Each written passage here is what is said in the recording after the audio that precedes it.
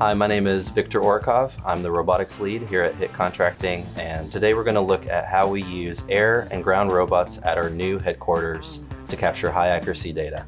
Let's take a look.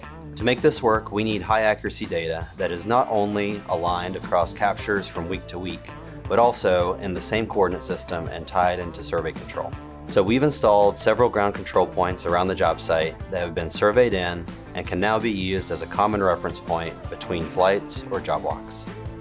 An example of how we're using high accuracy data is to compare elevations between captures so that we can track cut and fill progress during excavation.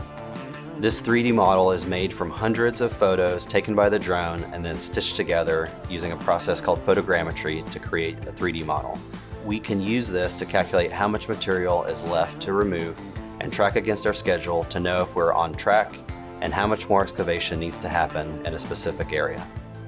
There are also other tools like the ability to turn on contours, generate elevations, create field notes and reports, or export the 2D and 3D data to be used in other software packages.